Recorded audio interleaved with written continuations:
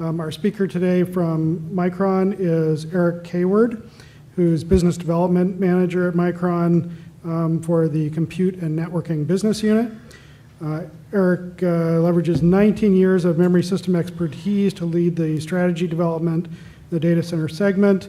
Before moving into his current role, Eric spent 15 years in the systems compatibility group, where he was a systems engineer working on memory qualifications and failure analysis, and I think it'll be very relevant to his talk today.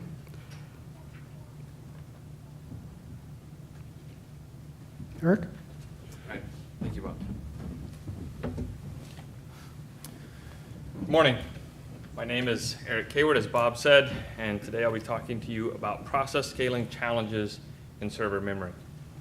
Now, we all know that today data is growing at unprecedented rates. That is causing the demand for DRAM to be higher than it ever has been.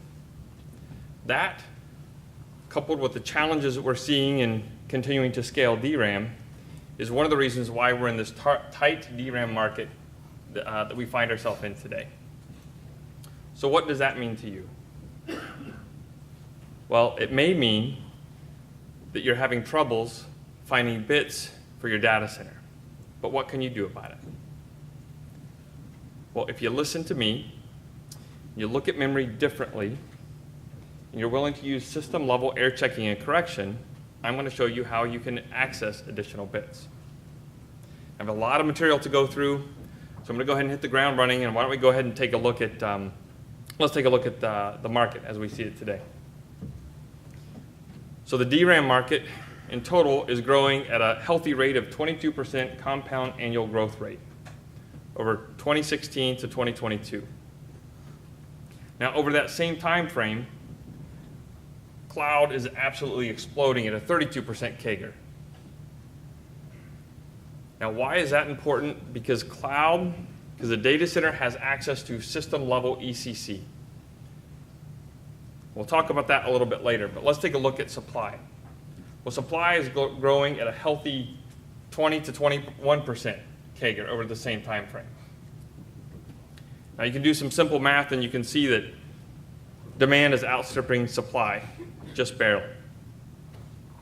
But traditionally, how is supply increased over time? Well, typically, that's a tech node shrink, right? So before we talk about additional supply, let's talk about how a normal fab transition works. There's a lot of information on this slide. First and foremost, to understand the slide, you need to see that the traditional supply on the y-axis, that's normalized. Now, as bits come out of the fab and they qualify for traditional supply, that's the baseline bits. We'll talk about the mature bits in a minute. But now, during a new fab transition, a new process node transition, there are three phases. The first phase is test and debug. All right, that's a low volume phase. As you dial in your design, then you're ready to move on to design qualification. Now, during this time, you're going to qualify your design, but you're also going to start working on your process. Volume during this phase is ramping, so you're starting a lot more wafers, but you're getting a lot more data back from those wafers. Now, once you have your design qualified and you have your process matured, then you enter into the full production. That's high volume. Now, the one thing to know is that when you have a component, an 8 gigabit component, and it has a single bit error, that's pulled from traditional supply, so you don't have access to that today. And what's happening, as we're ramping new process nodes, it's becoming more and more challenging. That actually supply is adding up to be a sizable amount. If you have system-level ECC, that's system-level error checking and correction, it can correct those errors 100% of the time. So what would that supply look like? It will look something like this. During the early phase of a new process ramp, during test and debug, there's a small amount of supply, this additional supply. But as you get into design qualification phase, the volume becomes substantial.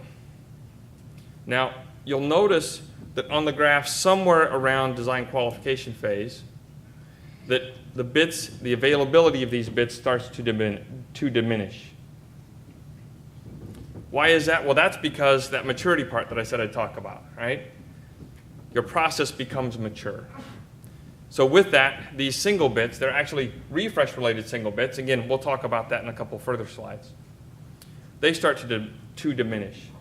So their availability will dissipate just on the other side of high-volume full production. But before we talk specifically about these refresh-related single bits, let's just talk about conceptually what is a single bit. Now, to be honest, this is my most favorite slide to make during this presentation because it was really easy. Green represents good bits. Red represents bad bits. If you can see, on the right side of the screen, there's a small red pixel. Maybe some of you can't see that, so let me help you out. Now, again, a component is 8 gigabit in density, okay? So it's 8 billion cells. Now, an analogy that I use to kind of wrap my brain around these really big numbers or really small numbers is it just so happens that the population of the world as of December 2017 is 7.6 billion people. That's close enough in our case. So if you went out and you told every single person on the planet to remember yes or to remember no, let's say you told them all to remember no. And you say, I would like you to report back to me, what were you supposed to remember? If every single person on the planet said no, well, that would be traditional supply, and that would pass. Now, if, however, you told the same thing and you told everybody to remember no again, and every single person responded back no, except for Steve in the back corner. Steve said yes. That would be a single bit error, all right? Now, the beauty of it is that system level ECC would be the 8 people sitting around Steve and say, actually, Steve meant to say no.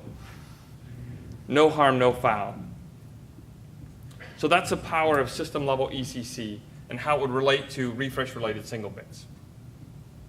Now, before we talk more about these single bits, let's talk about just air types, okay, to make sure that we're all talking the same language. So number one, if you're using a data center servers today with ECC-enabled system level and RDIMMs, you don't have to worry about undetected errors. Now, ECC will detect the errors, and there are 2 different types of those errors. There's either hard errors or soft errors. Hard errors are errors that are stuck on, if you will, versus soft errors are errors that come and go, right? For example, Steve, if most of the time he gets it right, but every once in a while he gets it wrong, that's a soft error. Now, both hard errors and soft errors can map out to be either uncorrectable errors or correctable errors. Now, the important thing that I want you to take away from this slide is to realize that just because you have an error in your system, it doesn't mean that it immediately maps out to fire engine red. It could map out to green. Green is in go. Okay?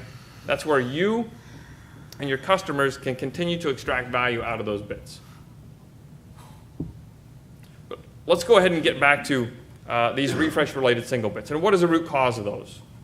Well, at a very high level, it's physics. The whole idea behind shrinking your DRAM cell is so that you can fit more bits on a wafer so you increase supply. Now, if you look at the left, you see that DRAM scaling in the last decade, if normalized to 50 nanometer in 2009, it's gone, if that's 100%, 1Y is going to be 10% the size. And why is that important? Well, the whole idea of a DRAM cell is to store a charge, so your sense amps can sense with something stored in there, right? Now, I don't know if you know it or not, but a good analogy for a DRAM cell is a leaky bucket. In other words, charge leaks off over time. It needs to be refreshed. Now, there's a system level refresh command that comes through every 64 milliseconds. It tells the DRAM to go ahead and refresh its DRAM cells. Now, what happens is, over time, as those cells gotten smaller and smaller, it's easier for that charge to leak out. So internally, the DRAM has refreshed 2 rows when it's being called to refresh a single row, or refreshes 4 rows. All right? So the effective internal system level refresh is accelerated. Now, one of the things to realize is that in a new process node ramp, most of this additional supply is full of refresh-related single bits. What you may want to do is just turn up your refresh rate even faster. Well, the problem with that is refresh takes power. Not only does it take power, but it's a performance hit, because you can't access, you can't read, you can't write your memory if you're refreshing the cells. So from a high level, that's what we'll talk about, refresh-related single bits. But now let's jump over to failures in the field. Now, module failures in the field predominantly are correctable. Matter of fact, if you put it on a pie chart, like we have on the right, you can't even tell correctables or uncorrectables. They don't even show up. However, there are some, and out of the tens of millions of modules that Micron's produced over the last few years, less than 0.05% of them were confirmed fails, and they were correctable. All right? Now, the interesting thing to note about that is over 80% of those failures were single bit related. So if you can, just put that on a shelf for a second and let me talk about these uncorrectables. So around 0.005% of the fails were actually uncorrectable, estimated. Now, the number one predominant failure mechanism of uncorrectable errors on a module is post-production damage. What is that? Well, that's when Micron gets done manufacturing the module, send them to our customer, and then it gets loaded into a handler, and then something bad happens. Maybe it slips out a little bit. So the handler continues to drive that module into the socket, and it shears off an RPAC, or it crushes a capacitor. Okay, that's an uncorrectable error. No one likes uncorrectable errors, but the nice thing is no customer data will be on these modules. Now, the reason why I use the word estimated for the rest of the uncorrectable errors, because there are some out in the industry, out in the field, they're very, very small. Not only that, they're very hard to track. They're not repeatable. So if you have a server that had an uncorrectable event and you pulled it offline, and you actually did FA on it, it never happened again. How do you know what the root cause is? Is it the DRAM? Is it the server motherboard? Is it the CPU? Or is it interaction between the three? If you can't find out the root cause, it's hard to really know. So now, if we go back to over 80% of all module field failures are single bit related, let's see how that looks like in a data center server with system level ECC. So you can see that there's robust error correction in today's data centers. So if you're running an x86 architecture, predominantly that's ran in burst modes of 8. Okay, so that's 8 times 72 bits. That's 576 bits of data in a burst. If you had a single bit error during that time, this is what it would look like, right? You can see Steve right up there on the top. He said yes and he should have said no. But the beauty is every single time, system level ECC can correct that. But if you notice a slide, it doesn't say just slightly sufficient error correction in today's data centers. It says robust error correction. Why did I use the word robust? Well, because with today's system level ECC, it can correct a multitude of multi-bit errors. If you have a 5.4 based module, ECC can correct any permutation of errors on a single component, sometimes even 2. If you have a by 8 based component, it can correct errors on a nibble. And in some cases, if you're running in lockstep mode, across the whole component. So if you follow me so far, demand is very high. supply is increasing, but at a slightly slower rate. By bringing new process nodes that are more challenging, a significant supply is coming online, but they have refresh-related single bits. But it just so ends up that ECC can correct 100% of single bit errors.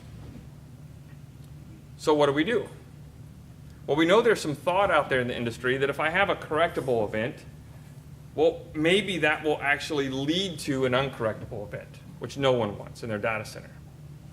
We have a lot of data to back that up that that's actually not true, but we ran an experiment, and our hypothesis was this: correctable errors do not foretell uncorrectable errors. We took 10 servers, and we loaded a memory diagnostics, a proprietary Micron memory diagnostics on each one of those 10 servers.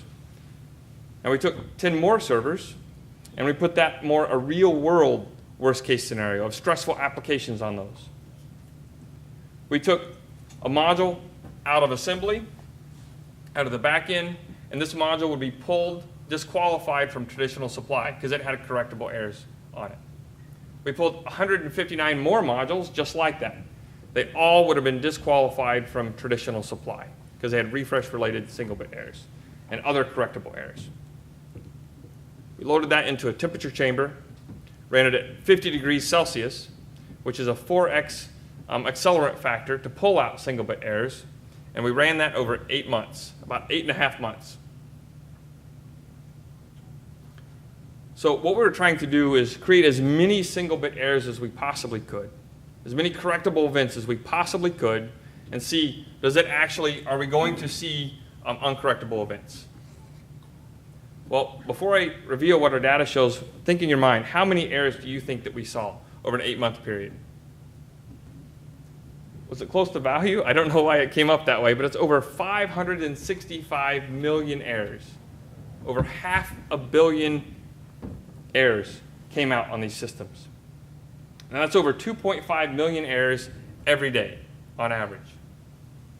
And the two things we can take away from that is, number one, the worst case scenario testing, the system levels, the applications only pulled out 1,170 errors. But the most important thing is not a single undetectable event was identified. The system never crashed, it never hung, it never needed to be rebooted. So I think the data backs up that correctable errors do not foretell uncorrectable errors. But you don't have to just take our word for it. Cisco did a study and published it in 2016 where they looked at a large number of Cisco servers, over 8,000 servers, over 160,000 modules. Their data showed there was no correlation between correctable errors and uncorrectable errors. So next up, if we don't have to worry about uncorrectable errors, well, what's the performance cost of correcting an error? Well, we jump back into the lab, and before I go there, I just want to let you know that we use the customer engineering lab quite a lot for generating this data. And the neat thing is if you partner with Micron, you have access to them too, because they're the customer engineering lab. Right? We have over 10 labs worldwide. But back to the experiment, we had a hypothesis that there was no appreciable performance penalty for error correction. So we took an Intel Xeon server. It was a Skylake in this case. We took 12 modules. These were traditional supply. They didn't have any correctable errors on them. And we promptly took one and put a button and tied one of those DQs, one of those IOs, directly to ground. All right? This way we could inject errors into the system. But before we talk about that, we wanted to relate the performance cost to error correction to something that we already knew. We came up with context switching. So context switching in a CPU is just when you're working on a thread, let's say thread A, and you need to save its context so that you can work on it later. All right? That's a performance cost that's done many, many, many times every second. So we ran LMbench, and we swept it over 2 to 14 processes. We took the best case, in other words, the least performance impact for a context switch, and it ends up that was 0.00025%. And then we just measured that as 1 second, so we could measure that against, normalize that against the performance penalty of an error correction. We took that same system and we exercised the memory at 50% of reads and writes. We hit the button a couple times and we looked at what was the cost of correcting an error. Well, we found out that it was much, much less than the cost of a context switch. It's 0.0000319% per correction. So I think that data backs up there's no appreciable performance penalty to correcting errors. Now, said it another way, if you had 3,132 corrections every single second, that would only cost a 0.1% degradation in performance of the overall system. So I don't think you or your customers will notice that. So where does that leave us? Well, if you're willing to look at memory differently, if you're willing to use system-level ECC, then you can achieve the same form, fit, function, performance, and reliability with an increased supply that is available today. So for those reasons, I think you should partner with Micron. And we brought that demo with us. So if you want to see the hardware, you want to see the BDIM, as I like to call it, just see me afterwards, and I can show it to you. Thank you.